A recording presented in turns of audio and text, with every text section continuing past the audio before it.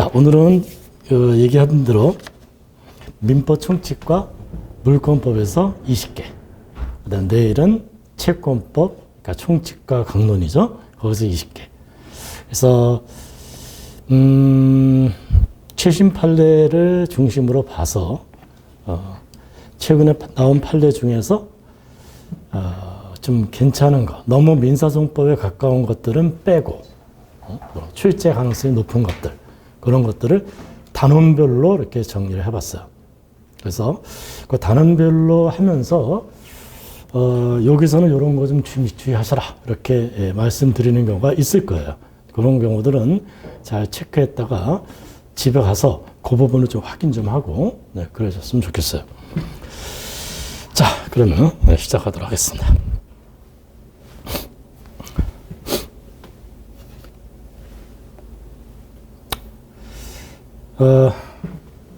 요거는 부온 나탈레라고 그래서 우리가 영어로는 메리 크리스마스예요.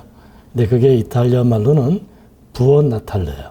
그래서 한번 그거로 바꿔봤는데 너무 메리 크리스마스만 하니까 재미없잖아.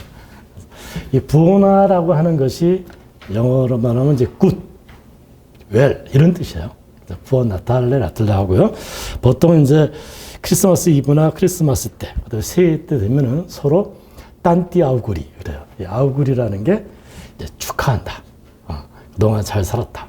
앞으로 잘 살자. 이런 게 이제 아우구리라는 뜻인데 앞에다가 딴띠라는 말 붙여요. 딴띠는 멋지라는 뜻이죠. 멋지. 자, 어찌됐건 그런 거는 뭐 나중에 시험 붙고 나서 보면 되는 거고. 예, 가봅시다. 요게 안 먹히네요.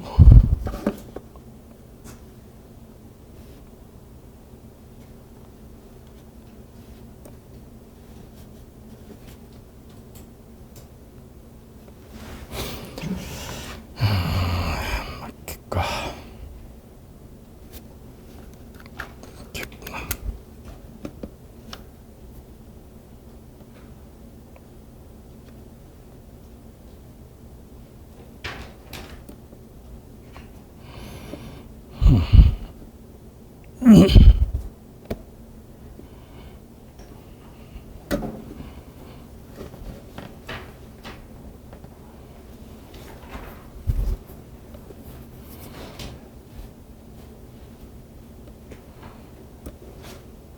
손으로 쳐야 되겠네.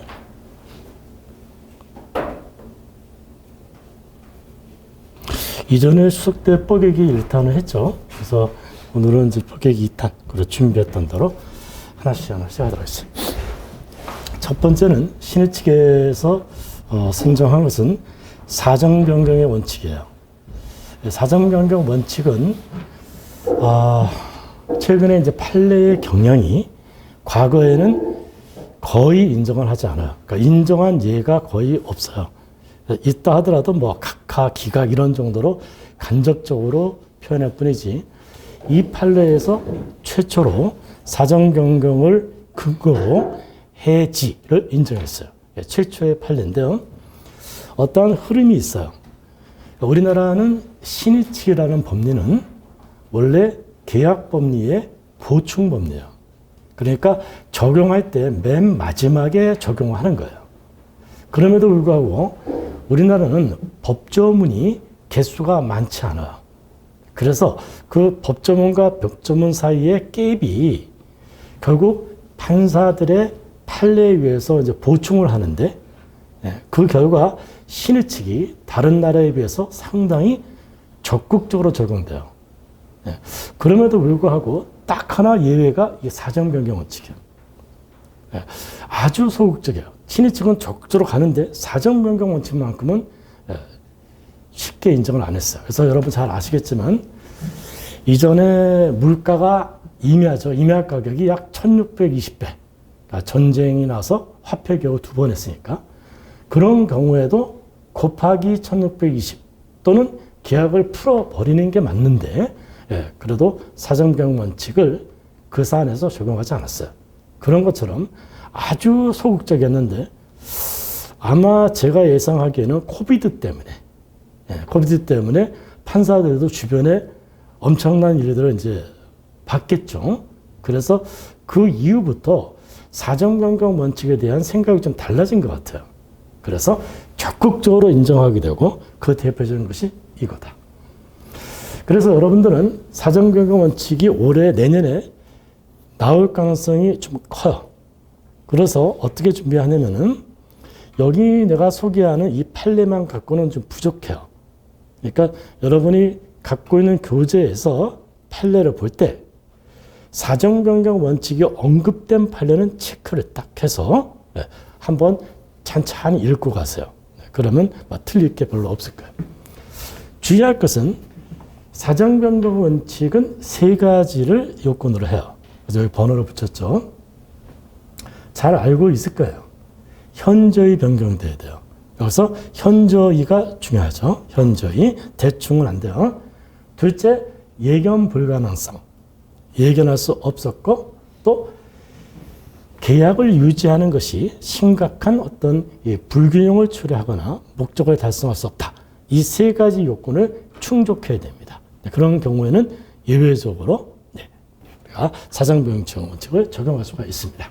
그렇게 해서 요건 세 가지를 보면 될 것 같아요. 이따가 우리가 사정변경 원칙에 관한 것을 또 한번 보게 돼요. 소위 이제 배타적 사용 수익권 포기 법리에서도 사정변경 원칙을 인정하고 있거든요. 그때 가서 또 한번 보도록 하겠습니다. 자, 다음에 이제 두 번째로는 의사무능력에 관한 요 판례인데요. 요거는 여러분 시험에 한번 출제됐어요. 과거에. 근데 최근에 요 판례가 다시 나왔어요. 그래서 한번 출제할 가능성이 좀 높아요. 왜냐하면은 내가 교수 출신이라서 교수들 말하기는 그렇지만 교수들이 좀 게으르고 머리가 그렇게 썩 좋지 않은 편이에요. 연구력은 좋죠. 그러니까 최근에 나온 판례를 공부하고 지금 열심히 공부할 거야. 그래야 내년 신학기 때 학생들이 가르치거든요. 근데 이게 최근 판례 떴기 때문에 요거 한번 얘기해 줘야지 하고 머릿속에 입력됐을 가능성이 커요. 그러니 우리는 준비를 해두는 거예요.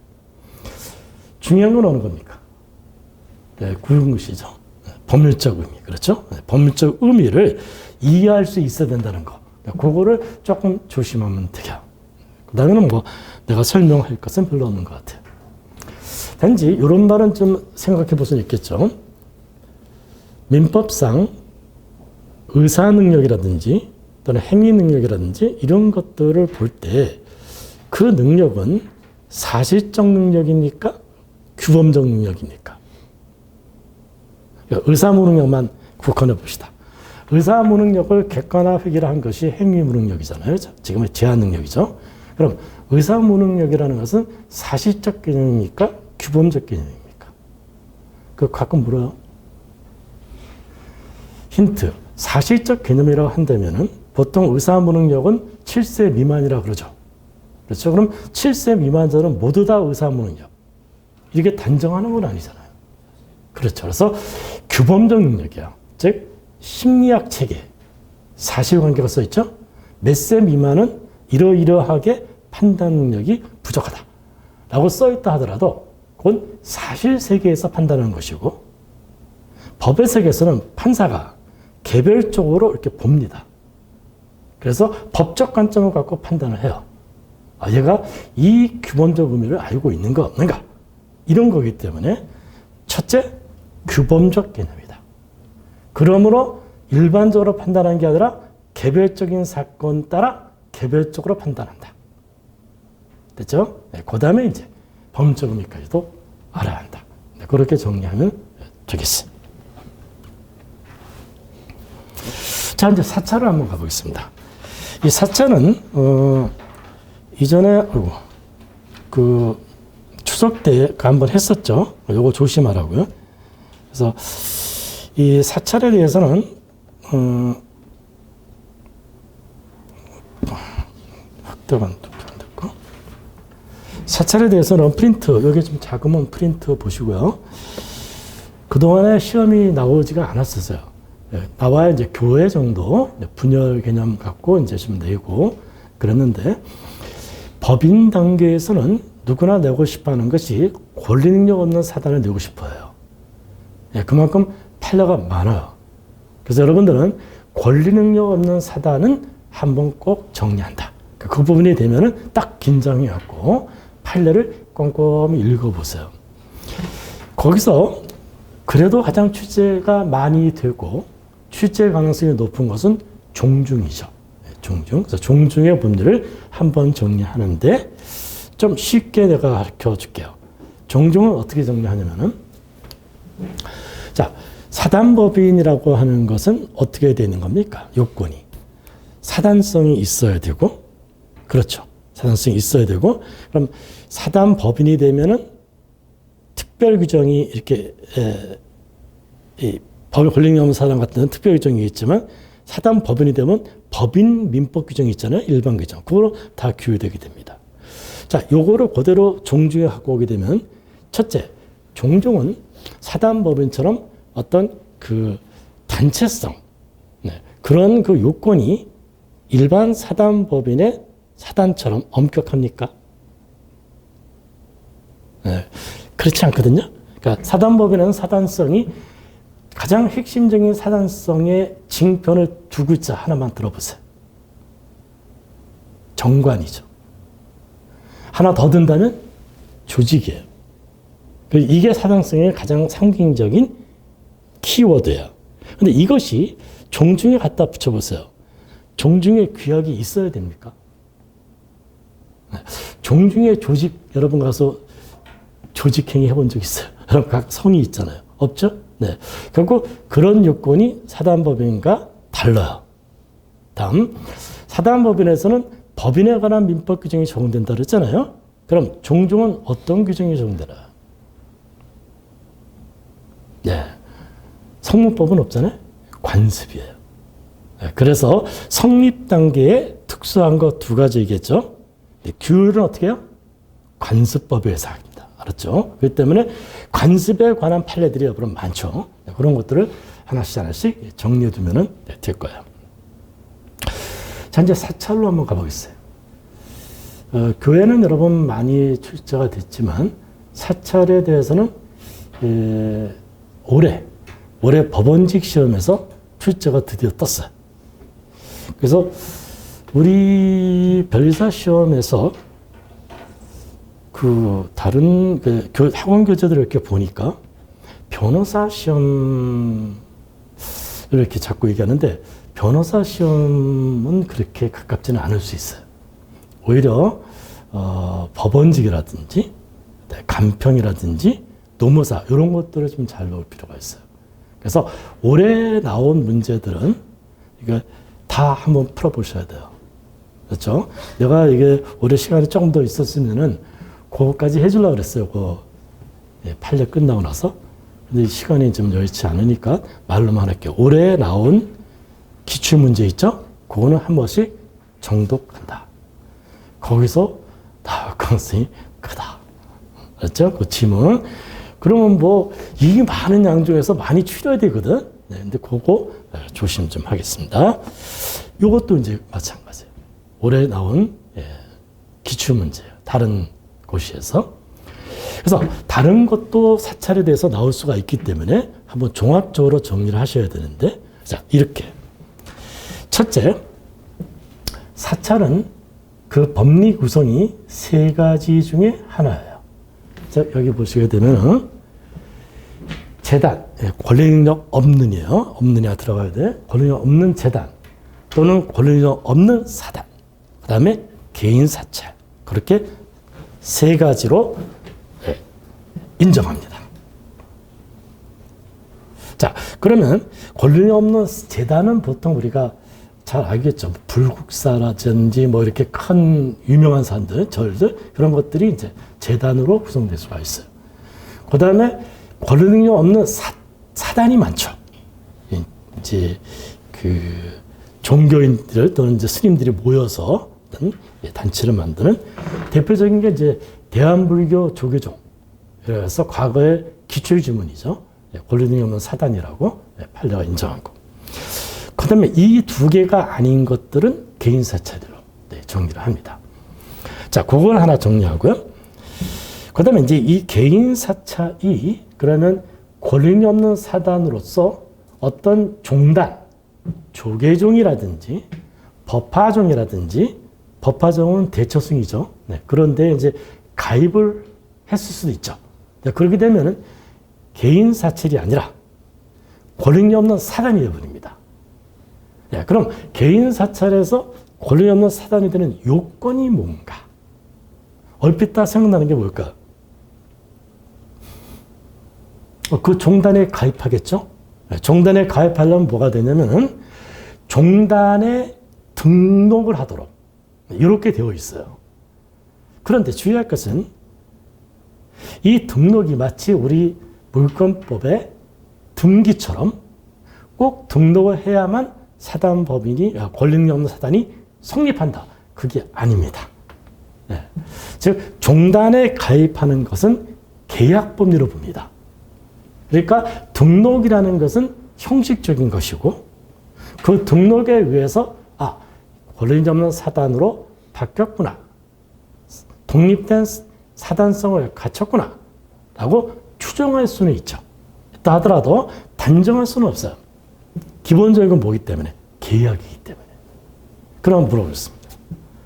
내가 만든 절인데 한 몇 년 있다가 무슨 일이 있어서 딱 보니까 법화정의 종단에 가입되어 있어요.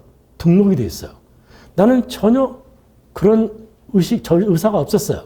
자, 개인 사찰입니까? 권력이 없는 사단입니까? 네, 개인 사찰입니다. 그렇죠? 네, 그래서 여기에 좀 이따 나오는 이 개인 사찰 이 사건도 그런 경우예요.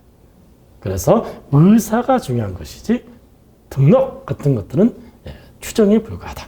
그렇게 이해하면 되겠습니다. 자, 그 다음에 이제 세 번째 꼭이 박스 나온 거죠. 개인 사찰 등록 이전 등기 하게 되면 독립된 사찰로 본다. 라고 보지만 결국 요거는 성립 요건은 아니다. 그렇게 얘기했죠. 다음 네 번째 그 개인 사찰. 요게 이제 법화종 사건이에요. 즉 창건주가 사찰을 만들었어요. 자기가. 개인 사찰인데 어느 날 보니까 법화종에 등록돼 있어요. 자기가 원하지도 않았는데. 네, 그런 것들은 개인 사찰입니다. 됐죠? 근데 어떤 일이 있었냐면은 이 창건주가 돈 많은 사람들이 보통 절 만듭니다. 네, 만들어 놨는데 그 시간이 지나서 이제 화재가 나고 멸실이 됐어요.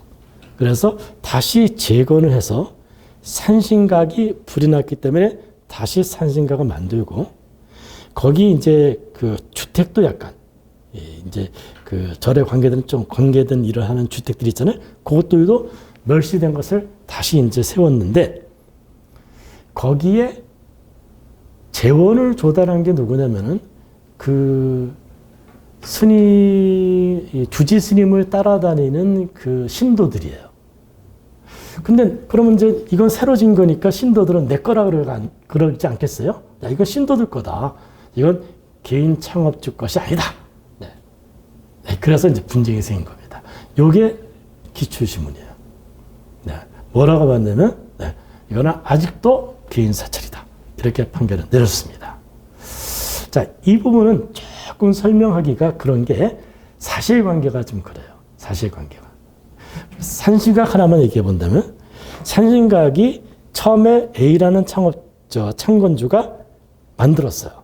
근데 화재로 멸실됐는데, 그거를 그것도 창건주가 임명한 주지가 신도들에게 돈을 모아서 산신각을 다시 줬어요. 근데 그 재원이라고 한다는 부분은 꼭 신도들의 돈만으로 되는 건 아니에요. 창업주가 그 어떤 계라고 그러는데 무슨 계를 만들어 갖고 그 절에다가 계속적으로 돈을 대줬어요. 그러니 금액을 본다면 돈은 누가 많겠어요?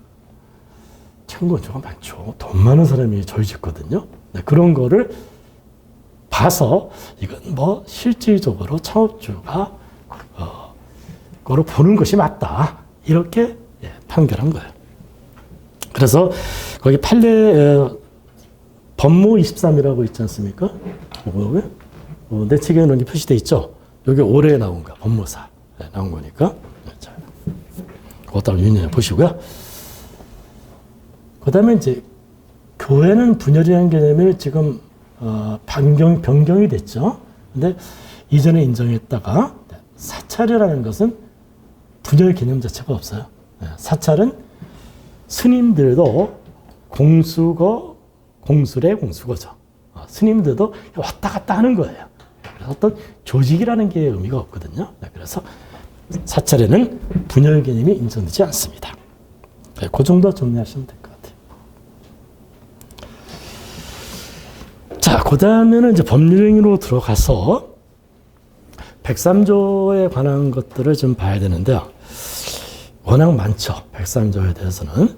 근데 최근에 이제 우리나라가 이 근로자의 지위가 상당히 강화되어 있기 때문에 그거와 관계되는 그 유명한 사건이 하나 나와서 한번 보도록 하겠습니다. 이거는 요즘 여러분 젊은이들이 특히 이제 취업이 어렵죠. 근데 이 근로자가 이제 재해로 사망을 했는데 거기 얘네들의 그 특별 채용 조항을 단체 협약에다 넣었어요. 뭐라고 했냐면은 재해로 블라블라가 생기면은 직계 비속 중에 한 명을 특별 채용한다. 이렇게 한 것이 이제 문제가 된 거죠. 만약에 대학 입시에서 그렇게 했다면 그건 진짜 103조 위반이 될 가능성이 큽니다. 그건 왜냐하면 이제 그 대학이라든지 이런 것들은 공공재죠. 그리고 경쟁이 공정해야 되지 않겠습니까? 근데 이거는 한 기업이거든요. 그래서 기업이 왜 이런 걸 만들었을까? 아무래도 기업은 고용계약을 맺게 되고 그러면 거기 근로자에게 좀 이렇게 서비스 개념 이 정도로 해야 근로자들이 열심히 일할 것 아니겠는가. 그런 관점이기 때문에 회사 측의 어떤 채용에 대한 거기에 대한 어떤 문제점은 없는 것 같아. 회사 스스로 이렇게 한 거니까.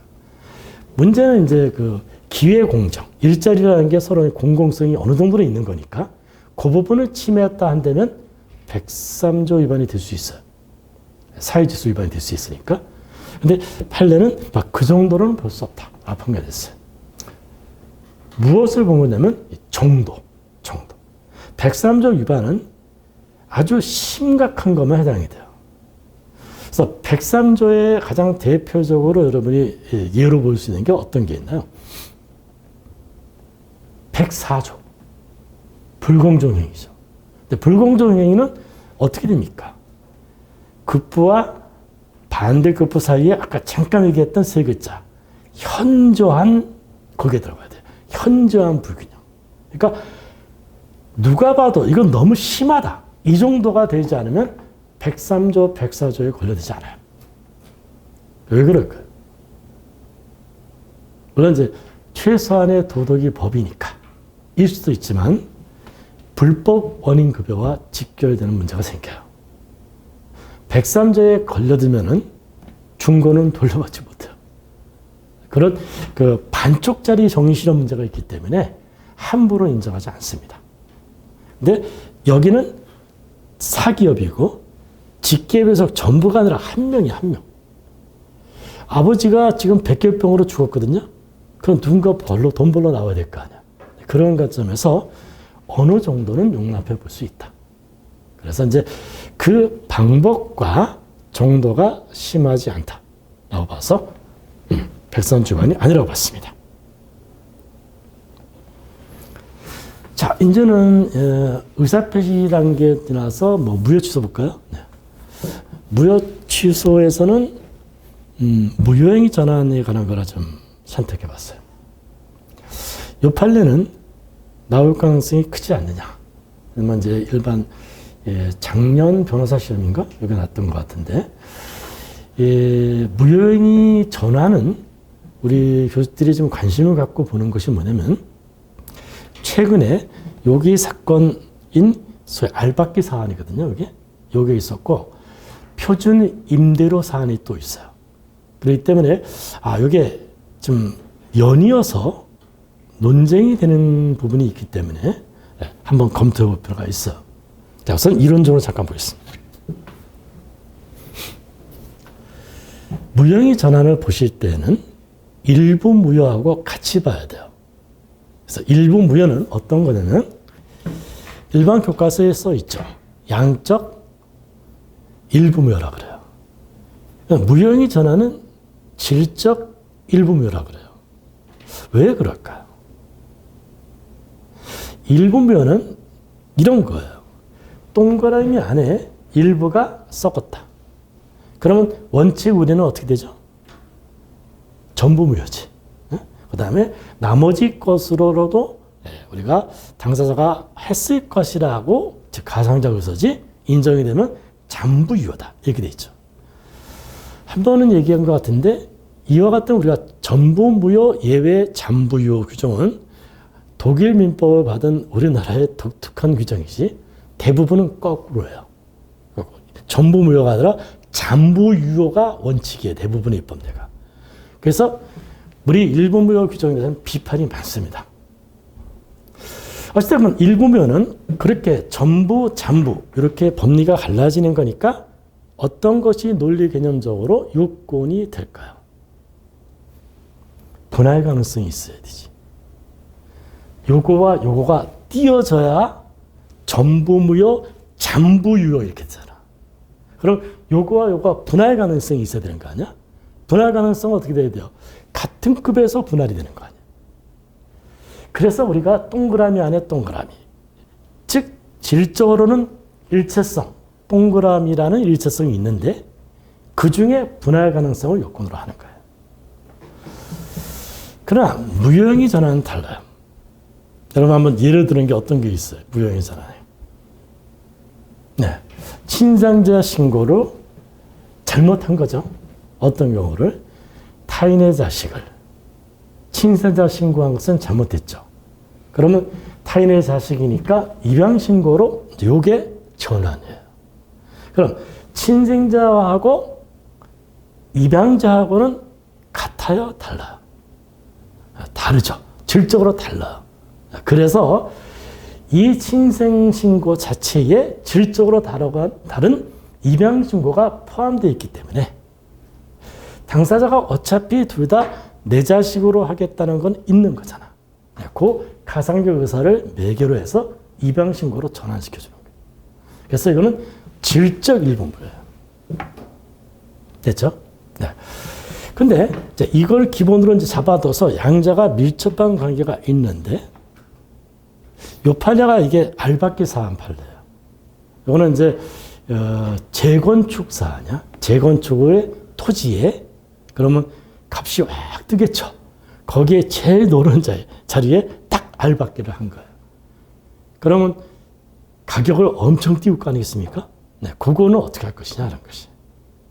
그게 만약에 분할 가능성이 있고 또 가격이라는 것은 굉장히 중요한 요소거든요. 네, 그런 두 가지 관점에서 접근하게 되면은 이게 해결이 안 될 수가 있어요. 그래서 우리나라 판례는 요거를 그러면은 적정 가격으로 네가 요 정도 가격이면은 알받고 있는 사람하고 그다음에 재건축 사업을 하는 사람이 적절한 가격일 것이다 하고 네, 전환을 인정했어요. 네, 그 정도만 여러분은 알고 들어가면 돼요. 그렇죠? 거기에 일부 무효 요건이 해당이 되느냐. 그거는 조금 더 들어가서 논의가 있는데 여러분 거기까지는 필요 없어요. 그러니까 뭐냐면 일부 무효, 분할 가능성 여부가 명확하지 않은 부분이야. 그래서 오늘 무효행위 전환으로 인정했다는 것, 그 정도 주의해 두셔서 읽어두면 되겠어요. 자, 다음에는 소멸시효인데, 소멸시효는 여러 개를 지금 갖고 왔어요. 소멸시효는 여러분이 잘 봐야 돼요. 민총에서는 소멸시효 안 내면은 그 민법 교수가 아닌 사람이 들어갔냐? 뭐 이렇게 나올 정도로 소멸시효는 굉장히 중요해요. 그러니까 처음부터 끝까지 꼼꼼히 다 읽고 가야 돼요. 네. 특히 이제 그 중단에 대한 판례들을 잘 봐야 되는데, 교수들은 소멸시효를 이제 어떤 관점으로 보냐면, 여러분들은 별로 이렇게 의미가 없게 생각할지 모르겠지만은, 그 존재 이유에 관심이 많아요. 그래서 우리가 소멸시효가 왜 소멸시켜야 되느냐?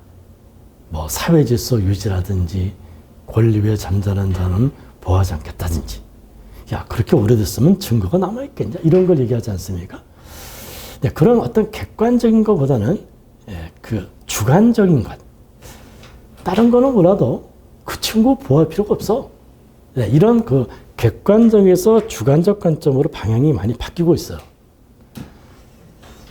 대표적인 게 어떤 거냐면, 이따가 이제 소멸시효 중단의 승리를 이제 그런 관점에서 보겠는데, 소멸시효 효력에 절대적 효력설이 아니라 상대적 소멸설 있죠? 절대적 소멸설 말고 상대적 소멸설. 거기가 이제 아무래도 관심이 많죠. 그래서 상대적 소멸설이라고 하는 것은 당사자가 개인이죠. 누구누구가 주장해야만 소멸시키는 거예요. 그럼 객관적으로 보면 요건에 해당되면 당연히 소멸시켜야 되는 거 아니겠어요? 네, 그런 데서 조금 방향이 바뀌고 있어요. 그래서 그런 흐름을 가지고 거기에 맥락에 들어가는 것들은 잘 봐야 돼요. 어찌됐건 뭐 그런 거는 추상적인 얘기니까 객관식은 탁탁 이 판례 딱 찍어서 결론을 정확히 읽어야 돼요. 그러려면은 이해를 잘해야 되니까 첫 번째 판례 봅시다. 자, 이 판례는 뭐 아마 이제 곧 나오겠죠. 다른 데도 나오겠지만 임침을 반환 청구권의 소멸시효입니다. 이거는 좀 비판을 받을 만 하거든요. 그래서 이제 선정을 했는데요. 임치라는 것은 어떻게 됩니까? 물건을 맡기는 거죠. 민법은 무상임침이죠. 공짜로 맡기는데 언제든지 해지할 수가 있어요. 그럼 맡기고 나서 한 5분 있다가 바로 해지하고 돌려받을 수가 있어요. 그러면 임침을 반환 청구권은 임치계약이 성립돼서 인도를 하고 난 다음에 곧바로 해지하고 인도됐으니까 반환 청구할 수 있겠죠. 그걸 할 수 있단 말입니다. 그와 같은 논리 조작에 의해서 그럼 임침을 반환 청구권은 반환이니까 주긴 좋겠죠? 네, 인도한 때부터 진행한다. 라고 판결을 내렸는데 이게 좀 문제가 있는 거예요. 자, 해지했을 때 반환 청구권이거든? 그럼 원인이 뭐예요? 해지. 그죠? 해지권. 해지권이 뭐예요? 형성권이잖아. 그럼 해지를 형성권을 행사해서 반환 청구권이 생기는 거니까. 그러면 이와 관련된 판례가 있거든요. 밑에 나온. 시험에 아주 잘 되는 거죠. 그렇죠? 환매권이라는 것은 형성권이죠. 그럼 환매권을 행사했으면 돌려받는 거 아니겠어요? 그 이전 등기 청구권은 언제부터 하죠? 거기 나오죠. 환매권 행사한 때부터. 왜냐하면은 여러분 책에 봤지만 형성권과 거기서 생기는 채권도 저권은 별개다. 라는 법리에서 행사한 때부터 하는 것이지 환매권의 제척기간 내와는 관계없다. 양자는 별개니까. 그럼 뭐 이건 기본적으로 기억하는 판례입니다. 그러면 여기 이 판례와 앞에 있는 판례를 두 개가 있는데 뒤에 판례를 앞에 있는 판례로 딱 대입시키면 이상한 일이 생기는 거예요. 이게 상사거래라 한다면 해지권이 5년이죠. 그럼 5년이 상사 채권이라면 5년이죠. 그럼 5년이 지나고 나서 채권은 없어져 버렸는데 그 이후에 해지권은 제척기 10년이니까 10년 아직 5년이 남았잖아. 그럼 행사해봤자 들어오는 게 없잖아. 그래서 이거가 잘 안 맞아요. 그래서 이제 이게 비난을 많이 받는 거니까 꼭 기억해갖고 밑에 것까지 같이 내겠죠. 요거하고 요거를.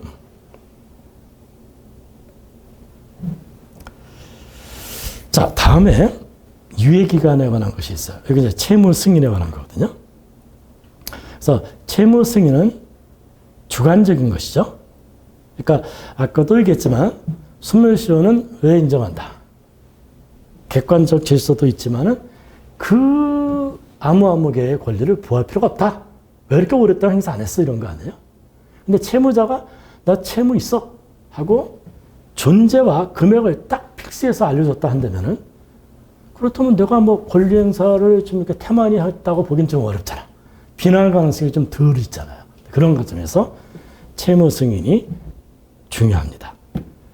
특히 여러분들은 그 발명이라든지 이런 거 관계돼서 그 채무 승인이 소멸시효 완성 전에 했느냐, 완성 후에 했느냐, 그거 특히 요거 시험에 잘 나요. 여러 번 시험에. 아마 여러분 그 전공과 관계되는 것 같아요. 그래서 일단 기본적으로는 소멸시효 완성 후에 한 거는 뭐예요, 이거? 네, 이건 COE 포기예요. 소멸시효 중단이 아닙니다. 완성 전에 채무 승인한 거. 그것만 중단이야. 그건 기본적으로 정리해야 되는 것이고. 그 다음에 그럼 소멸시효 완성 전에 채무 승인했어. 근데 채무 승인은 그러면 법적 성질이 뭡니까? 완성 전은. 관념의 통지죠. 그때 이제 첫 글자 따라 그랬죠? 관통승. 관념의 통지는 통지 이 채무 승인. 의사의 통지는 의최거. 최고 거절. 쓸 수 있는. 예전에 한번 추석 때 해준 것 같은데 요 정도는 첫 글자 따고 외우는 게 좋아요. 편해. 관념의 통지는 통지 요 채무 승인이에요. 채무 승인. 의사의 통지는 최고 거절이에요. 그래서 이렇게 첫 글자 따서 이 정도는 외워두고 그래야 편하니까. 자, 그러면 채무 승인은 이제 채무가 있다, 존재하고 금액을 알려줘야 돼요. 네, 통지니까 통지까지 들어가야 돼. 그러면 도달했을 때 이제 효력이 생기겠죠. 자, 근데 그 준법률행위는 법률행위에 관한 규정을 준용하니까 법률행위는 명시적 의사표시도 있지만 묵시적 의사표시도 인정되죠. 그래서 이 사안에서 채권자가 독촉을 하니까 야, 변제 좀 내가 한 달만 좀 끌어줘 했다면 채무와 채무 금액은 자백한 거나 마찬가지죠. 소위 묵시적 승인이에요. 됐죠? 그럼 여러분 시험에 어떤 게 나오냐면 만약에 유예기간이 한 달을 줬다. 그러면 유예기간이 도래한 때부터 돈 갖고 할 수 있는 거니까 그때부터 진행되는 건 별 문제가 안 돼요. 요게 나왔는데 요게 나올 차례예요. 유예기간을 정하지 않았으면 어떡하겠어? 생각해봐요. 독촉했어. 아, 알았어요. 한 달만 기한 유예해 주세요. 그럼 채무 승인했죠? 근데 한 달만 그랬는데 채권자가 알았어. 한 달간 유예해 줄게. 그러면 한 달 후에부터 돈 청구하죠. 근데 한 달만 유예하더니 입 팍 다물고 그냥 집에 가버렸어. 그러면 그날 저녁에 채권자가 전화해서 돈 갖고 와 할 수 있어 없어? 그날 저녁에. 한 달만 유예해 주세요 했더니 채권자가 아무 소리를 집에 가버렸어.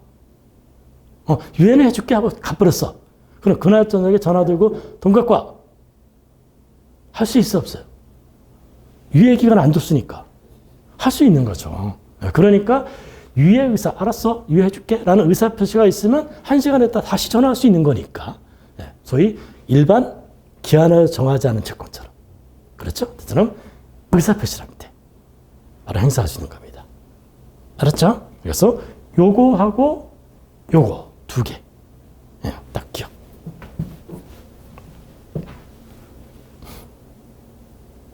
그 다음에 여기서 하나 주의할 것은 요 소멸시효 완성 후의 채무 승인은 요건 소멸시 포기예요. 요게 관념의 통지예요. 의사표시예요. 의사표시야. 의사표시니까 뭐가 있어야 돼? 채무 승인했다 단순히 관념의 통지받고는 안 돼. 의사표시가 분명히 있어야 돼. I will 블라블라가 있어야 돼. 그래서 그 의사표시라는 거 조심해야 돼. 오케이. 다음 일부 청구 봅시다. 자, 일부 청구는 여러분이 한 번 정도는 정리해야 되지 않겠는가. 아, 교수님 이게 민사소송법에 나오는 거니까 민법에서는 이거 안 해도 돼요. 하면 안 돼요. 네, 일부 청구는 민법 교과서에 나와요. 그래서 민법 교과서에 나오는 것들은 보셔야 돼요. 그래서 일부 청구의 판결문에 굵은 글씨를 중심으로 좀 보세요. 봐서 뭐 다른 거는 내가 설명할 필요는 없고 여러분이 이제 보면 되는데 내가 설명해야 될 부분은 이거예요. 채권의 일부를 청구하면서 나머지는 앞으로 장차, 다시 한번 장차 청구하겠습니다 한 부분이에요. 그러고 나서 소를 걸었단 말이에요. 그럼 장차니까 소 단계가 이렇게 쭉 가는 걸 보는 거죠. 그렇죠. 장차니까 소가 진행되는 그 단계가 있는 거야. 그래서 장차, 이 소송이 진행되는 그게 어떻게 결론이 나면 내가 하겠다는 거 아니에요. 인 거니까 장차라는 말에 이 소송이 걸려 들어 있어요. 그 다음에 확정하겠다 라고 했을 때 했을 수도 있고 안 했을 수도 있어요. 그거에 대한 거 한번 읽어보고요. 제외했다는 건 검토할 필요는 없어요. 근데 자, 청구 금액을 확정하겠다고 한 부분은 그러면 무슨 의미가 있는 것인가? 그것은 장차니까 이 소송 단계가 내 채권에서 어느 정도 픽스가 되고 증거가 이게 쭉쭉 나와서 내가 그렇다면 이게 전치 3주거나 전치 8주구나. 그런 청구해야 되지. 라고 한 거 아니에요? 거기 어디에 나오는가? 어디에 나오는가? 최종 시점. 사실이니까. 그렇지. 구두변론 종결시지. 그러니까 그때까지 최고는 쭉 연결가는 것이죠. 그래서 결국은 장차 확정하겠다라는 의미는 소송과 관련되는 것이고 그 증거가 구두변론 종결시기에 나오는 거니까 결국은 소송 중에 최고는 쭉 가는 거다. 소위 계속적 최고로 보는 거예요. 됐죠? 그럼 판결이 딱 종료되면 어떻게 되는 거야? 최고가 끝났죠? 그럼 6개월 이내에 소직이 해야 중단되겠죠? 그렇게 판결되는 것이다. 자, 이 법리는 좀 그림으로 본다면 그렇죠. 이때까지 최고가 해석되는 것이다. 그래서 간단 명령을 보고요. 처음 판결 내린 게 아니야. 소송 고지. 민사소송법 공부했어요? 네, 소송 고지를 하게 되면 그 판결의 결과에 따라서 참가적 효력을 고지를 받은 사람에게 효력이 미치죠. 그러면 소송 고지를 했으면 또 뭐가 걸려들어? 그 판례가 그 판결에 걸려들죠. 거기서 판결이 나오면 참가적 효력이 미치는 거니까. 네, 그래서 소송 고지에도 바로 그 판결이 끝날 때까지 계속적 최고가 있는 거로 본다라는 판례가 있었고 그거와 같은 맥락이에요. 제가 보기에는 여러분 시험에는 이 일부 청구가 나오지 소송 고지까지 얘기는 어려울 거야. 한번 같이 보는 건 어려운 건 아니니까 읽어두면 되겠어요. 자, 그 다음에 사행위의 이제 채권자 희소권 내일은 이제 판례 이제 많이 좀 보게 될 텐데요. 이 소멸시효 이 포기 행위가 사행해야 된다. 이게 이론적으로는 이전부터 이제 인정을 한 건데요. 판례가 여기서 처음으로 확인해 줬어요. 그래서 이게 좀 중요해요. 자, 우리가 잠깐 보겠어요. 사행이라는 게 뭐예요? 내가 5천만 원 받을 것이 있는데 채무자가 딱 하나 갖고 있는 재산을 누구한테 넘긴다는 거 아니에요. 그런데 자기 동생한테 증여해 버린다. 그럼 내가 강제 집행 못 하잖아요. 그래서 그거를 취소시켜갖고 도로 명의를 채무자 명의로 갖다 놓고 강제 집행하겠다는 거야. 그게 채권 취소권이거든요. 자, 그런데 그럼 그 원인 행위가 증여잖아요. 그렇죠? 그 법률 행위? 그거를 취소하는 거거든요. 근데 소멸시효 이 포기 행위는 채권 행위가 아니잖아. 네, 그래서 그 사회 행위에 해당되는 원인 행위가는 별개의 것이에요. 네, 별개로 보고 그다음에 그럼 소멸시효 이 포기시키면은 당연히 손해가 나죠. 그래서 사회 행위라는 거는 그건 당연히 이해가 되죠. 됐죠? 그래서 이게 간단한 거지만 확인했고요. 자, 다음 민초의 마지막 보겠습니다. 소멸시효에서 최근에 여러분이 그래도 좀 주의해야 된다 라고 한다면 나는 요거 찍어드릴 것 같아. 소멸시효 원용권자. 그거 확실하게 딱 정리해야 돼요. 그 판례 나오죠? 내 책에 놓고 다 갖다 놨는데 그거 판례 딱 정독해야 돼. 네, 거긴 내요. 자, 그만큼 이제 소멸시효 원형이라는 것은 중요한데 뭐와 관계되기 때문에 그럴까요? 아까도 얘기했지만 소멸시효 존재 이유 주관적, 그렇죠? 상대적 소멸설. 우리가 소멸시효 원용권, 저 소멸시효 됐잖아 라고 주장하는 원용권은 규정이 있어요, 없어요? 우리나라에 없어요. 네, 삭제했어요. 근데 일본은 있어요. 근데 우리나라 판례는 조문을 충실히 하는 판례에도 판사들이 있는데 불구하고 소멸시효 원형 개념을 일본과 똑같이 인정해요. 그럼 소멸시효 원형권을 인정하게 되면 어떤 것이 이제 생각해 봐야 되냐면은 절대적 소멸시효를 의하게 되면은 기간이 만료 딱 되면 오늘 밤 12시에 24시에 만료됐어. 그러면 소멸되는 거니까 원형 주장자가 변론주의 원칙상 상당히 많아질 수가 있어요. 근데 상대적 소멸설은 자기에게 이익이 되는 것을 주장하는 거잖아요. 그렇기 때문에 소멸시효 원형권자가 좀 절대 소멸처럼 넓지가 않아요. 그렇다고 해서 이렇게 너무 넓히면은 상대적 소멸설의 의미가 상실돼 버리고, 그렇다고 채무자만 덜렁 하나 이렇게 얘기하면 이해관계인들이 있거든. 저 채권에 날라가야 좋은 사람들이 누굽니까? 가장 대표적인 사람. 채무자 말고 채무 없는 책임자들이지. 누구? 물상보증인, 죄성취득자 이런 애들이지. 이런 애들은 그럼 우리는 뭡니까? 이러는 거 아니에요. 그래서 상대 소멸설에 의해서는 적절한 그 원형권자를 정해줘야 돼요. 그래서 나온 개념이 뭐야? 두 글자. 직접적 이해관계만 돼요. 알았죠? 그래서 그 직접적 이해관계는 결과적으로 애매한 말이니까 어떻게 돼? 구체적인 판례를 갖고 확인할 수밖에 없어요. 그래서 내 교재에 써 있는, 여러분들 각각 갖고 있는 교재에 써 있는 이 시효 원형권자는 다 빨간 줄 쫙쫙 펼쳐갖고 시험 보기 이전에 천천히 정독하면 돼요. 오케이. 자, 인정을 여기까지 하고 물권 합시다. 한번 다시 한번 잔소리겠지만은 이렇게 양이 많잖아요. 지금 굉장히 부담되죠. 지금 이제 스트레스가 엄청 쌓일 때 여러분이. 근데 나는 이렇게 말하고 싶어요. 여러분에게는 지금이 중요한 게 아니라 나에게는 2주가 남아있어. 그게 무슨 소리야? 지금이 2주 남은 거 아니잖아. 2월 달에 2월 며칠 나오죠. 그 시험 보기 토요일 날 거꾸로 2주. 그게 남아있는 게 제일 중요한 거야. 그럼 그때겠지만 민법을 제일 먼저 하겠죠. 이해 과목이니까. 그 3, 4일 동안에 찬찬히 다 읽어낼 수 있으면 돼요. 그때 이해가 안 된 것들, 이게 뭐지? 이러면 안 돼. 그거는 지워버려야 돼. 더 이상 시간이 없어. 그러니까 그때 다, 이게 이거였지 하고 차분차분하게. 그것만 하면은 다 맞춰요. 2주 후에는. 그러니까 정리를 잘 해야 된다. 그리고 2월 시험 보기 2주 전까지 여러분은 뭐 하셔야 되냐면은 내가 요령을 가르쳐 드릴까? 여러분 책 지금 갖고 있죠? 단권화가 어느 정도 됐을지 몰라요. 거기 중에서 지금부터는 버리기 뭐냐? 모의고사.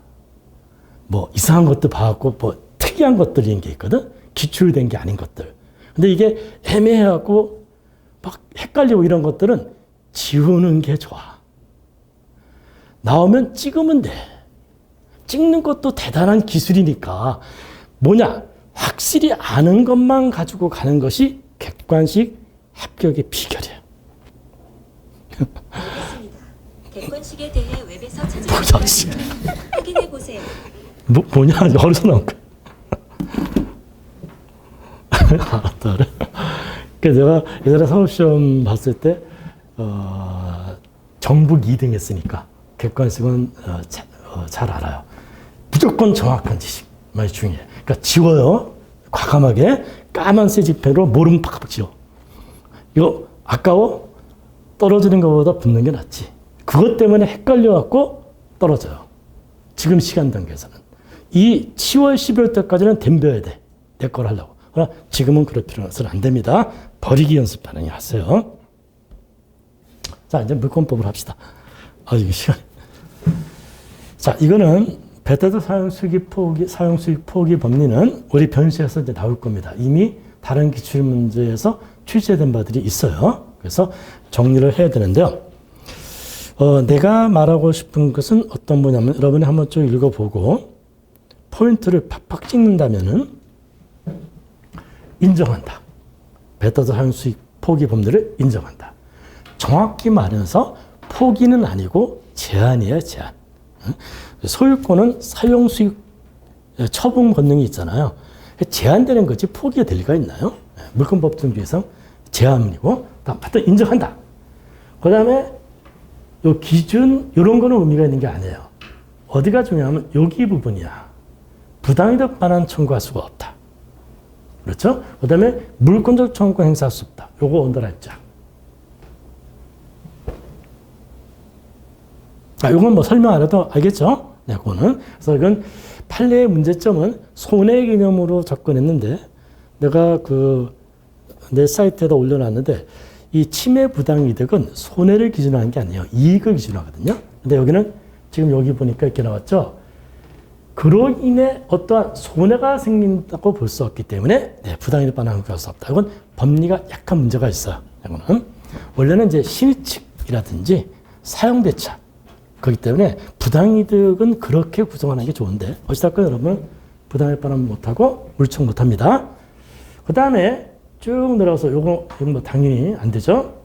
물적 범위는 그렇게 중요하지 않아요. 요거 인적 범위 상속인 아버지가 포기했어 제한했어 그러면 상속인도 해야 돼. 그거 도로로 쓰게 해줘야죠. 특정 승인 그 땅 샀어 그럼 그 사람도 도로로 쓰게 해줘야 됩니다. 그거고 특히 요거 이거 다 있는 것보다는 어떤 거 사정 변경 원칙을 적극적으로 인정한다. 무슨 소리야? 지금 새마을 도로를 이렇게 만들어 놨는데 이제 새마을 도로가 별 의미가 없게 됐다. 내가 내 집 앞을 통과할 수밖에 없어서 내가 사용수 요청 일단 안 했어요. 그래 내가 포기할게 했어요. 근데 다른 도로가 생겼어요. 그러면 사정이 변경됐죠? 그때는 다시 사용수익 제한이 원상태로 복귀됩니다. 완전한 소유권이 복귀돼요. 네, 그걸 좀 조심하면 될 것 같아요. 자, 두 번째는 명의신탁 해지를 원으로 하는 이제 소유권 이전 등의 조건권 있잖아요. 요거 조금 조심하셔야 되는데 일단 이 사안을 읽을 때 요거는 종중 사안이에요. 그러니까 뭐야? 명의신탁이 유효한 사안이지 무효인 사안이 아니에요. 그럼 명의신탁이 유효하게 되면은 자 머릿속에 생각해봐요. 종중 같은 경우 그러면 종중은 부동산 실명법 대상이 아니잖아요. 그럼 법리가 어떻게 돼요? 대외적 소유권, 대내적 소유권 법리로 하죠. 이유는 뭐예요? 그들 사이에 신탁 계약을 맺었기 때문에. 자, 거기서 신탁을 쫙 뽑아봐요. 신탁 계약. 믿었으니까 내 건데 네 등기명을 한다는 거 아니야. 믿었어. 그렇다면 딱 생각나는 게 뭐예요? 명의신탁 해지로 인해서 신탁계약 해지하게 되면 돌려받을 수 있잖아요. 그 청구권은 같은 신뢰관계에 의한 등기청구권. 여러분 잘 알고 있는 게 있죠. 매매의 등기청구권 넘길 때 채권량도 통지갖고 돼요. 동의해야 돼요. 동의해야 되죠. 그게 똑같다. 여기도. 오케이? 이렇게 해서 역시 이거는 동의해야 된다는 거 그거 조의해야 된다. 단지 채권량도 통지 갖고 안 돼요. 자, 한번 물어보겠습니다. 여러분 시험에 이런 게 한번 난 적이 있어요. 취득 시효자가 완성이 됐어. 그러면 등기명의자를 상대로 등기청구가 생기죠. 그거 넘길 때 동의 승낙받아야 돼. 통지만으로 좋게. 항상 논리만 따지면 이해만. 취득시효는 실효관계가 있어요? 없지. 취득시효는 계약관계가 아니잖아요. 그냥 20년 있으니까 딱 생긴 거잖아. 그래서 그거는 채권량도 통지로 촉하다. 그게 여러분 기출이야. 기출은 절대 놓치면 안 돼. 오케이. 그래서 요거는 매매 계약의 소위 신뢰관계를 존중해서 동의해야 된다. 같은 급이다. 이렇게 얘기를 하고 있어요. 자, 삼자간 등기 명의신탁. 이제 이거는 이제 실명법상 무효인 명의신탁이죠. 요거는 이제 그 실체관계. 자, 생각해 보겠습니다. 머릿속에서 기니까. 삼자간 등기 명의신탁이 뭔지는 알죠? 여기. 이렇게. 명의신탁자가 매매를 한 거야. 등기는 수탁자 등기로 한 거죠. 계약형 명의신탁은 어떤 경우야? 여기서는 계약 당사자가 얘죠. 매매 계약에. 계약형 명의신탁은 이 친구가 계약 당사자야. 그렇죠? 그거 분명히 해야 되고. 다음. 삼자간 등기 명의신탁은 우리가 무효이잖아요. 실제로 이제 무효가 되고 이렇게 돌려주게 되면은 얘가 등기 청구 행사해서 이리 갖고 오는 거잖아요. 그렇죠? 안 하면 채권자 이권 행사하고 채권자 이권. 어쨌든 이게 무효니까 무효 등기죠. 그럼 무효 등기가 넘겼으면 이건 무효 등기 아니겠습니까? 그러면 자, 이게 명의신탁자가 이렇게 넘겼어. 남한테. 그럼 원칙대로 하게 되면 무효 등기니까 말소에서 A한테 와서 이전 등기 해주고 이렇게 넘겨야 되는 거 아니야. 근데 얘가 이렇게 바로 넘겼어. 그럼 자, 이 경우는 지금 일종의 이리 간 거고 이리 가니까 조금 아까 얘기했던 뭐가 되는 거야? 중간을 빠져서 가는 거니까 삼자 합의가 있어야 되는 거 아니야. 그렇다면 합의가 뭐예요? 승낙의 의사표시죠. 그러면 얘가 이렇게 넘겨져서 얘가 알았어. 내가 내 의사표시에서 넘겨줄게 하면은 적법하죠?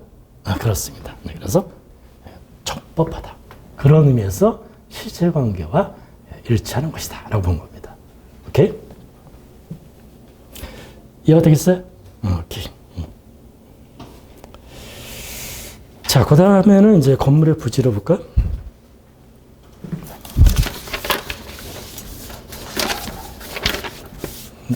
이게 좀 빼먹은 건 아니지? 빼먹었지? 뭐 하나 빠진 것 같다?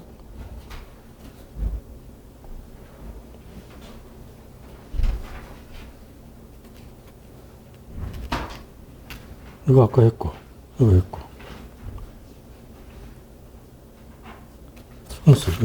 맞나? 자, 그러면 일단 번호대로 갑시다. 건물의 부지. 자, 우리 건물의 부지는 우리가 일단 여러분이 알고 있는 것부터 한번 접근해 볼게요. 내가 항상 자기가 기억하고 있는 거에 고리를 걸어야 기억이 탄탄해져요. 자, 여러분 물어볼게요. 여러분 아마 잘 알고 있을 거예요. 미등기 건물을 산 사람이 있어요. 그러면 토지 소유자가 그 친구를 상대로 야, 건물 철거해. 그래서 이제 불법 점유가 돼서 건물 철거한다면 미등기 건물의 양수인은 철거의 상대방이 돼야 한대요. 되죠? 그건 알고 있지? 네, 그거부터 시작하면 돼요. 그럼 미등기 건물의 양수인은 왜 되느냐? 그게 이제 우리가 사실상 처분권, 사실상 소유자 이런 개념으로 되는 거 아니겠어요? 그러면 거기에 미등기 건물에 처음 원시직한 사람이 있을 거 아니야? 걔가 넘겼을 거 아니야? 걔는 어떻게 되는 거야? 걔는 상대방이 되느냐? 그거에 대해서는 아직 판례가 없어요. 근데 이 판례는 뭐냐면 그건 둘 다 물권적 청구권이지. 철거니까. 또 하나 문제되는 건 뭐냐면 내 땅을 네가 불법으로 점유했으니까 공짜로 쓴 거 내놓으라. 부당이득 반환은 뭐잖아. 그거에 대한 판례예요. 그래서 부당이득 반환은 미등기 건물의 양수인 너하고 처음에 원시득자 네 둘이 부신적 연대채무로 내라. 그렇게 정해야 돼. 그러면 머리가 정리되죠? 물권적 청구권 둘에서 사실상 처분권자는 해당됐지만 아직 원시득자 안 나와 있어. 그러나 부당이득 반환 청구에서는 둘 다 나오지. 네, 부신적 연대채무입니다. 됐어. 자, 그 다음에 이제, 요거, 그 집합 건물 있잖아요. 이것도 조금 이제 얘기를 해줘야 될 것 같은데요. 우리 변리사 시험에서 여태까지 집합 건물은 좀 소홀히 취급해서 안 나오겠지 하면은 안 됩니다. 여러분 출제위원회 중에 하나가 집합 건물 전공자예요. 그래서 낼 가능성이 커요. 그러니까 여태까지 나온 흐름을 보면은 중요한 것들이 안 나온 게 너무 많아. 그러니까 적어도 여러분이 갖고 있는 교재에 중요한 판례들은 다 읽고 가세요. 자, 그런 관점에서 먼저 구분 소유자가 아닌 대지 지분권자가 부당이득 반환 청구할 수 있겠는가? 자, 일단 생각을 한번 해보겠습니다. 아파트 생각해 보세요. 집합 건물이잖아요. 그럼 아파트 건물을 갖고 있으면 땅도 있을 거 아니겠어요? 그럼 한 아파트의 특정 201호 잡아보겠습니다. 그럼 201호가 그 건물은 구분 소유하고 있죠.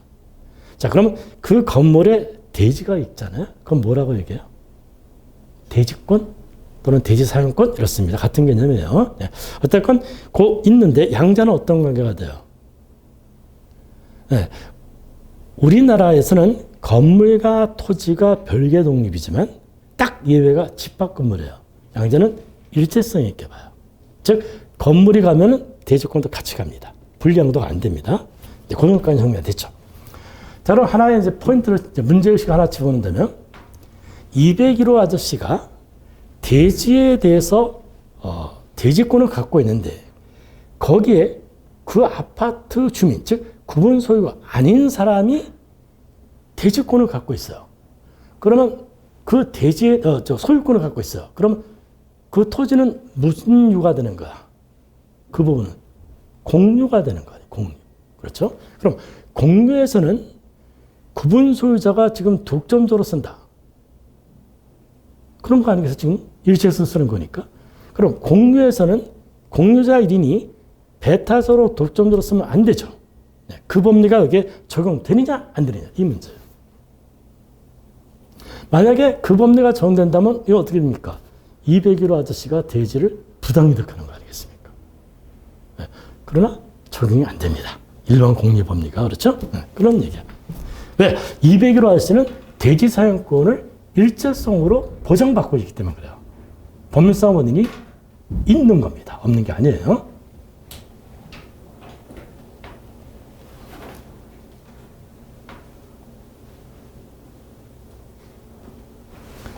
자, 그 다음에 공용 부분에 대한 부당이 몇 번 하고요. 자, 이 부분은 일단은 기억이 오래가라 사실관계를 잠깐 얘기해 준다면 이런 생가 건물이에요. 생가 건물인데 1층에 그 공용 같이 쓰는 라운지가 있어요. 근데 그 중에 어떤 분이 거기다가 골프 연습장을 차렸어요. 그리고 골프 손님들 모셔오고 그럼 뭐가 되는가? 같이 쓰는 건데 혼자 독자적으로 쓰는 거잖아요. 그래서 그거 당신 거 쓴 만큼 부당이득으로 내놓으세요 한 것을 상처로 생각해 보세요. 인정할까 말까? 인정해야 되지 않겠어요? 같이 쓰기로 했는데 자기 혼자 골프 연습장을 쓰는 거니까. 그래서 쉽게 결론이 이해가 되면 그것으로 좋게요. 단지 이거는 좀 따져볼 게 있어요. 그래서 그 따져보는 것을 여러 번 보고 2차 시험도 아닌데 말하라 이런 건 아니니까 문제점은 어떤 거냐면 부당이득은 요 사안은 침해 부당이득이겠죠. 침범해서 혼자 쓰는 거니까.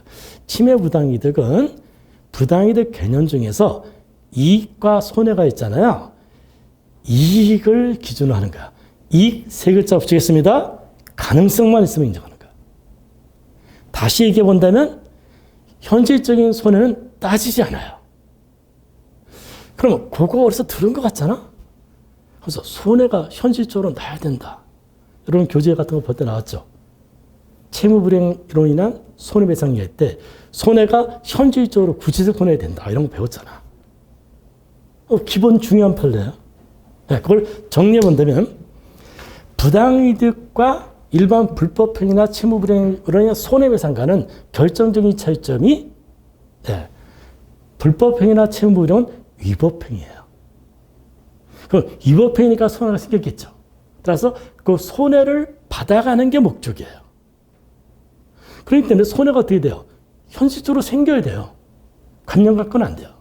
근데 부당이득은 법률상 원인 없이 걔가 썼기 때문에 내가 이익받을 가능성이 침해만 되면 생기는 거야. 걔가 실제로 썼는지 안지는 전혀 상관이 없어. 좀 더 이해하기 쉬우면 내가 이 물건을 갖고 있어. 누가 훔쳐왔어. 걔가 썼든 안 썼든 나는 뺏기는 순간 이익이 침해되죠. 그걸 바로 청구하는 거예요. 그 금액을. 걔가 실제적으로 썼느냐 안 썼느냐 그건 검토하지 않아요. 됐죠? 그래서 여기 보게 되면은 붉은 글씨가 그거예요. 그 공용 부분이 별도로 쓴다든지 다른 목적으로 인디할 수 있는 대상이 아니다고 하더라도 그건 상관없다. 즉 일반 손해 구체적인 여부 그거 안 따진다는 거예요. 그냥 침해 가능성 그것만으로 부당해반환을 할 수 있다는 그런 뜻입니다. 자, 그 다음에 취득시 효과 보겠습니다. 이 취득시 효과도 이것도 뭐 4개 가능성이 매우 크죠. 여러분들 이제 취득시 보면은 되게 이제 기산점 이런 거 갖고 이제 질문들 많이 하죠. 그래서 그게 뭐 재설정도 있고 하기 때문에 꼼꼼히 이제 보면 다 이렇게 정리가 되는 것인데, 정말 사각지대가 어디냐면 취득시 효과예요. 효과를 대충 보면 안 돼요. 첫째, 취득시 효과는 원시 취득이라 보는 것이 통설입니다. 네, 승계 취득서는 인정 안 해줘요. 이설이에요. 취득시가 완성되면은 소유권이 어떻게 됩니까? 소급됩니다. 그렇죠? 소급돼서 그 사람이 과실 정도는 그동안 쓴 거는 인정해줘요. 됐죠? 그 다음에 소유자가 그동안 했던 처분 행위 같은 것들은 상관이 없어요. 그동안에 어떤 매매 계약을 맺었다든지 이건 저는 상관이 없어요. 그것까지 무효치는 게 아니에요. 자, 여기는 지금 어떤 거냐면 이런 경우예요. 원소유자가 있었어요. 그래서 이게 땅인데 땅 소유가 있었는데 이게 전쟁도 나고 막 이러니까 이게 지적도가 없어져 버렸어요. 그래서 지적도가 다시 복귀됐는데 이게 애매하니까 국가가 그냥 보정 등기를 해버린 거예요. 그 다음에 국가가 이제 넘겼겠죠? 넘겨서 제3자가 등기부 취득시를 한 경우입니다. 자, 이런 경우에 자, 부당이득 반환 청구를 누구한테 받아낼 것인가? 이쪽에서 매매를 했으면 매매 대금이 있겠죠. 그거 분명히 요거 원소유자 아닌 친구가 받은 이익 분명하잖아요. 그러니까 여기다가 부당이득 반환 청구를 해야 되는 거 아니냐. 그러나 지금 방금 얘기했던 대로 부당이득 반환의 급보, 침해, 비용 부당이득 중에서 이건 당연행정인 침해 부당이득이거든요. 그럼 소유권 침해 발생 가능성만 있으면 인정해 주는 거니까. 그래서 매매 대금도 갖고 있고 침해 부당이득으로 소유권 상실 그 자체로서 이를 상대로 부당이득 반환 청구할 수 있다. 라고 인정한 것이 원심이에요. 대법원은 노 그랬어요. 일단 좀 이상하다. 뭐가 이상하냐면 말을 가만히 들어보니까 야, 너 원심 다시 한번 얘기해봐. 이 원소유자가 얘가 팔았으니까 소유권이 침해된 거 아닙니까? 매매대금 얘기하는 거잖아. 매매대금이 처분행위입니까? 채권행위예요. 채권행위. 채권, 매매대금은 채권행위예요. 그럼 내가 소유권을 얘가 침해한 거냐? 채권 대금 받은 게? 여러분 생각해보세요. 타인 물건 매매 할 수 있어 없어요? 할 수 있죠. 매매대금 받은 거 정당한 취득이에요. 그럼 소유권 상실은 분명히 된 거 아니냐? 원소유자가. 맞아요. 언제 된 거야? 이래서 된 거거든. 얘가 매매돼서 매매대금 받을 때까지는 문제가 없어요. 왜? 소유권은 그대로 있기 때문에 말소 청구하면 돼. 부당이득 반환 청구할 이유가 없죠. 근데 이게 딱 되는 바람에 소유권을 잃어버렸잖아요. 그럼 이게 딱 때렸다 한다면 이미 시간이 어떻게 된 거예요? 꽤 지난 거잖아요. 그러면 이 행위로 했죠. 권한 없는 행위로 인한 이득과 손해가 인과관계가 있어야 되는데 시간이 엄청 지났는데 이게 어떻게 이득이냐. 그게 대법원 판례 입장이에요. 그래서 원심을 팍 파괴해버렸어요. 너 제대로 하라라. 그래서 이거는 여기다 부당이득 반환 청구가 아니다는 거 그런 것들을 좀 보면 되겠어요. 그러나 이제 요거를 이제 이해하면 헷갈리지 말아야 되는 게 선의취득 요거 같이 봐야 돼요. 한번 물어볼게요. 이제 한번 유명하게 판례가 정리되어 있을 거예요. 무권리자의 동산을 무권리자가 그러니까 타인의 동산을 경매했어요. 경매 대금이 나왔겠죠? 원소유자가 부당이득 반환 청구할 수 있다가 판례야 아니야? 찍어야지. 있다. 부당이득 반환 청구할 수 있어요. 그럼 똑같은 놈인데 어떤 차이점이 있어요? 그거 다 점여둬야 돼. 그래 외우질 않으니까. 차이점이 있죠. 요거는 무권리자가 처분한 즉시 대금 받는 거죠. 그래서 선의시독을 일명 즉시독 이렇게 얘기를 해요. 이거는 10년이 지나야 돼. 전혀 달라요. 오케이. 거기까지 이제 정리하면 됐어요. 자, 그 다음에, 요 세 개 판례, 요거 다 이제 봐야 되는데요. 이것도 이제 필출제라고 봐야 돼요. 이게 이제 가운데 판례가 2021년 나왔거든요. 그래서 여러분들 이제 한번 얘기한 것 같기도 한데요. 내 홈페이지에 올랐나? 내년에 시험 나오는 것은요. 올해 나오는 판례는 올해 새롭게 나온 판례 있죠? 그건 출제 안 해요. 네, 그것까지는 무리 안 해요. 작년 2022년, 21년, 20년까지 그게 최신 판례야. 그래서 정리하면 되고요. 대신 이제 참 간단한 거 이따 얘기해주고 요 2021년에 기존에 있는 판례를 다시 재확인했어요. 그래서 이게 법리상 상당히 중요하거든요. 근데 여러분은 결론을 이제 빨리 기억해야 돼요. 어떤 경우냐면은 삼자간 명의시탁 무효죠. 매매대금 근저당 설정했다. 그럼 피담보 채권 이익 받죠? 매매대금 이익 받고 피담보 채권 이익 받습니다. 요거는 손해배상이죠. 그럼 그건 부당이득 반환과 손해배상을 누구를 상대방으로 할 거냐? 첫째, 매도인을 상대방으로 한다. 아니다. 명의신탁자가 명의수탁자를 상대로 부당을 반환한다. 자, 요거를 정리만 잘하면 돼요. 결론만. 여기 끝나오죠? 신탁자에게 부당이득 반환을 합니다. 그거는 이유는 설명해 줄 테니까 이유가 기억 안 나더라도 결론은 기억하기 편하죠. 해두시고요. 이유는 이제 조금 이제 다툼이 있는 게 뭐냐면 여기서 이제 매도인이 매매 같은 거는 매매대금을 갖고 있는 것이고 그게 이득이 되는 것이 분명한데요. 문제는 이 이득 개념을 이렇게 사실적 개념, 차익선을 보지 말고 규범적 개념으로 보면은 이득이 아닐 수도 있어요. 그 다음에 만약에 이 명의신탁자가 매도인을 상대로 청구를 할 수 있다 한다면 자기가 청구권을 갖고 있다 한다면 부당이득 반환 청구가 안 됩니다. 근데 이런 경우는 명의신탁자가 매도인을 상대로 청구할 권리가 인정이 안 될 겁니다. 왜 인정이 안 되냐면은 신의취 위반이에요. 신의취 위반. 왜 신의취 위반이에요? 머릿속에 생각해 보세요. 삼자가 명의신탁, 매도인, 명의신탁자, 명의수탁자. 명의수탁자 등기는 매도인이 지금 관여한 거야? 신탁자가 관여한 거잖아. 지가 관여해서 그 등기 넘겨받으면 되는 거 아닙니까? 근데 이걸 이렇게 갖다 놓고 받으면 될 거 아니에요. 근데 지가 할 거를 안 하고 뭐만 좋아하는 거야? 매도인 상대로. 등기 달라는 거 아닙니까? 그럼 여러분 비슷한 법리가 신의 측에 있어요. 어떤 거? 자기가 할 의무는 하지 않고 권리만 주장하는 거. 그거 신의 측 위반이에요. 대표적인 거. 여러분 시험용 판례 많이 있어요. 그렇죠? 자기가 여러분 대표적인 뭔가 지상권 설정 등기. 자기가 할 의무가 있는데 지 의무는 안 하고 권리만 주장해. 그거 인정 안 돼요. 또 어디 103조 이런 게 있지. 딸이 자기 아버지 내쫓는 거. 그렇지. 부양 의무가 있는데 권리는 그거 안 돼. 신의 취반이야. 이것도 그 신의 취반상.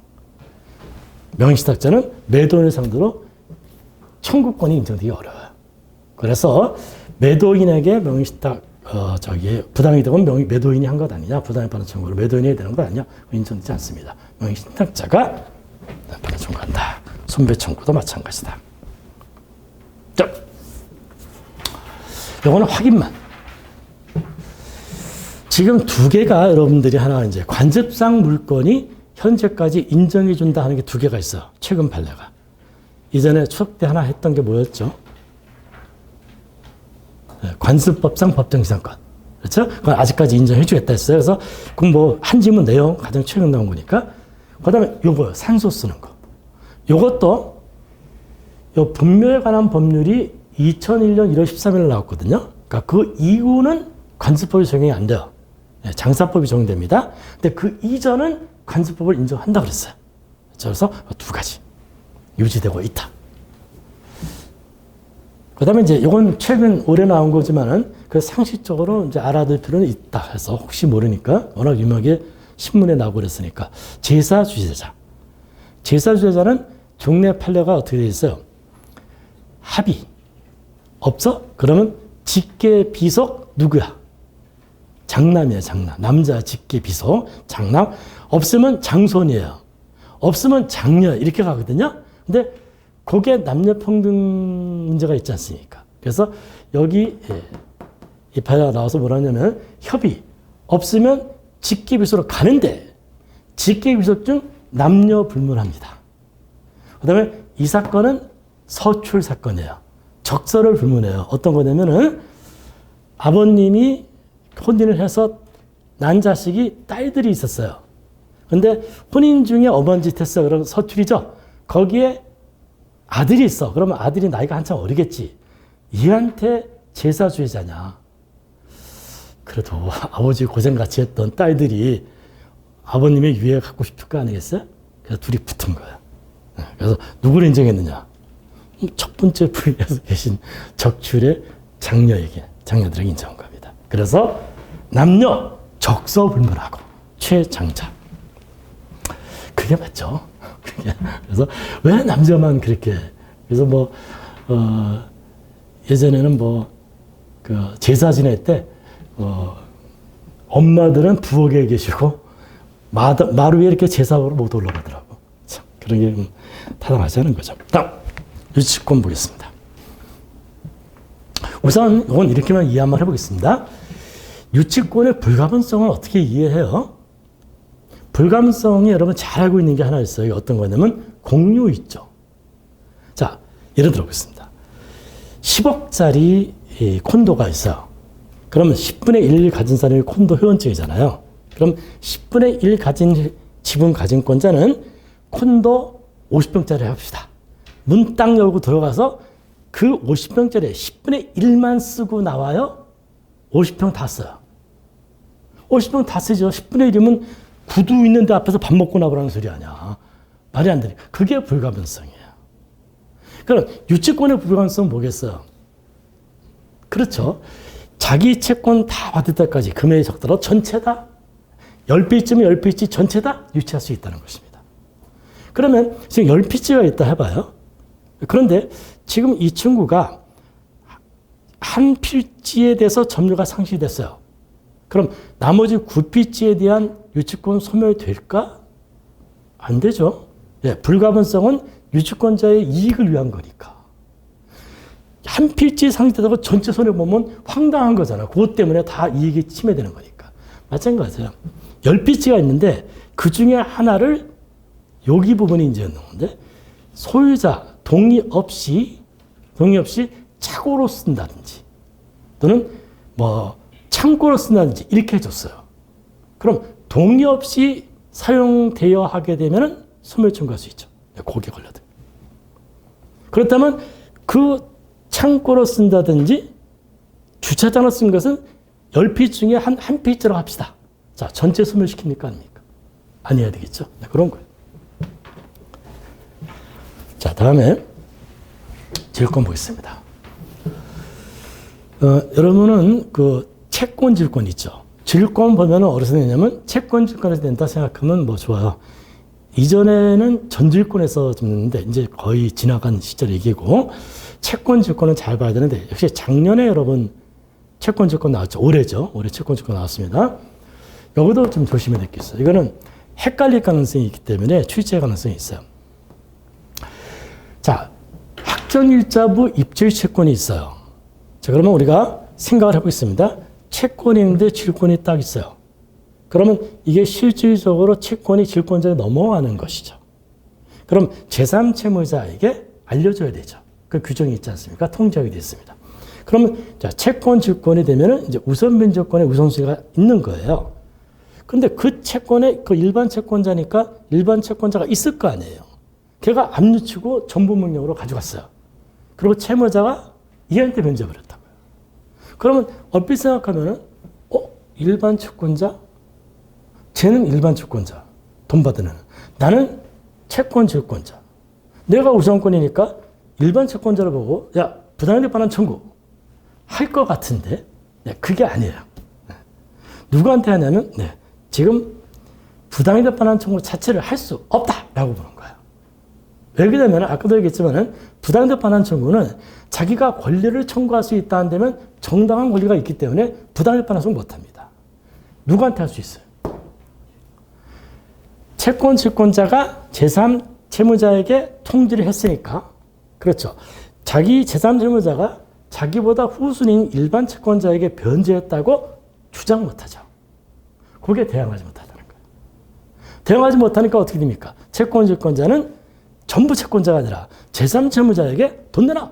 청구할 권리가 있다라는 거죠. 있으니까 부당이득 반환 못하는 거지. 오케이? 한번 너무 재미없을까 봐 어디다 청구하는가? 얘 아니야. 저 임대인이야. 제3 채무자. 얘한테 청구하는 거야. 그러니까 얘가 처음에 이리 갔다가 이제 빡 봐야지. 그래서 좋은 말로 할 때 누나 제3 채무자에게. 그림도 때로는 기억에 도움이 되니까. 자, 마지막, 또 있네. 부분적 공시적 있습니다. 요거는 여러분 시험에 이 경매 민사집행법에 관한 것이 과연 나올까? 좀 어렵거든요. 근데 여러분 시험에 어떤 게 나오냐면은 요 2010년에 이게 나왔어요. 무동산 이전 등기가 무효다. 그럼 무효인 경우에 등기를 했다. 그러면 누가 그걸 샀겠죠. 그럼 소유권 취소할 수 있겠는가? 이게 안 되거든요. 공신력이 없거든요. 근데 공신력이 없는 경우를 좀 정리해 볼 필요가 있어요. 이게 나왔기 때문에. 그럼 이 경우는 어떻게 돼요? 저당권이 소멸했대요. 저당권이 무효인공하고 소멸한 거는 다르죠. 무효는 처음부터 없는 거야. 소멸은 채무가 있는데 나중에 갚아서 멸시된 거니까 분명히 구별하셔야 돼요. 그래서 처음부터 없는 경우는 아예 공신력이 인정이 안 돼. 근데 이따가 나중에 변제로 소멸된 경우는 주의해야 돼요. 시점 합계가 있어요. 경매 개시 결정 뒤에 변제했느냐, 경매 개시 결정 전에 변제했느냐가 달라요. 그래서 공신력은 경매 개시 결정 후에 한 것만 해당이 된다. 조심해야 돼요. 그래서 여기만 공신력 인정이 돼. 이거 안 돼. 이건 물론 안 돼. 문제 알겠죠? 공신력이 문제 알겠죠? 네. 그래서 여러분 이제 내년 1차 붙고 한 일주일 쉬었다가 민사소법 공부하시게 되면은 이제 부분적 공신력 공부하게 돼요. 근데 그래도 정리를 해본다. 됐어요?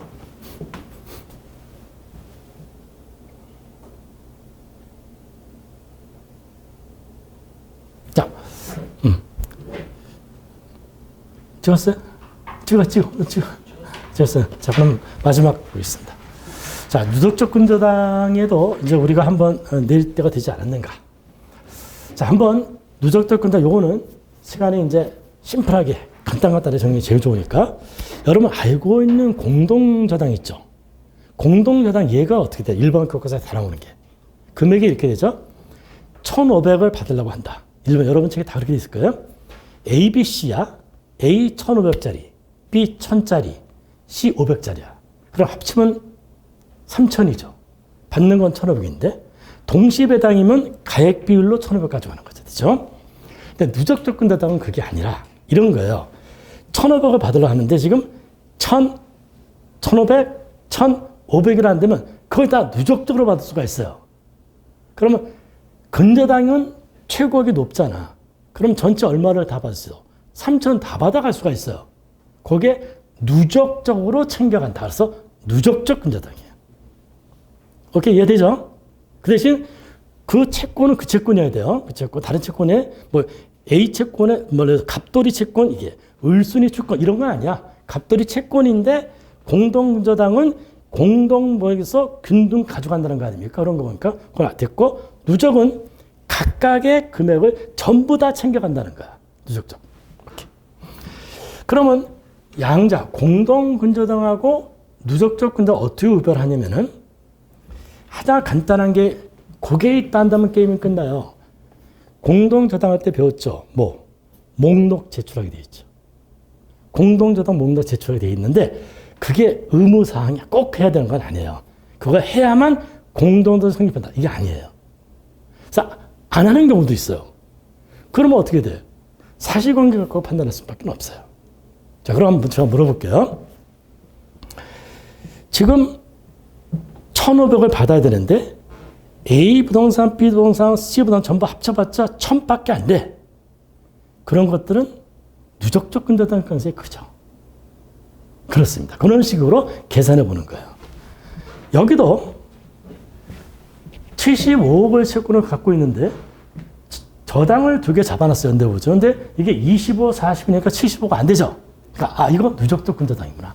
이거 다 땡겨가겠다는 뜻이구나. 라는 뜻이어서 누적적 근저당이 됐고요. 두 번째 포인트. 자, 우리가 일반적인 공동저당에서 물상보증인의 부동산이 있고 채무자 부동산의 후순위 권리자가 있어요. 누구를 우선시켜? 물상보증 우선시키죠. 물상보증 우선시킵니다. 그 기본적인 판례잖아요. 그렇죠? 물상보증인의 부동산이 있고 채무자 부동산이 있어요. 채무자 부동산 후순위 권자가 있다는 거죠. 그럼 물상보증 우선시킵니다. 여기도 마찬가지야. 누적적 근저당에서도 지금 연대보증이 대입변제를 이제 들어갔어요. 이 대입변제로 일한 경우하고 후순위 저당권자가 있었을 때 이거는 물상보증 우선서에대로 대입변제를 우선시키겠다라고 한 겁니다. 그 두 가지만 정리해서. 1시간 동안 한다니까 좀 벅차게 달려왔는데 어떻게 조금 이해가 됩니까? 그래서 일단 20개라도 짧은 시간 내에 뭐 한번 정리했으니까 도움이 됐으면 좋겠고요. 내일 똑같은 시간에 채권법 하도록 하겠습니다. 네, 고생하셨어요. 수고했어요.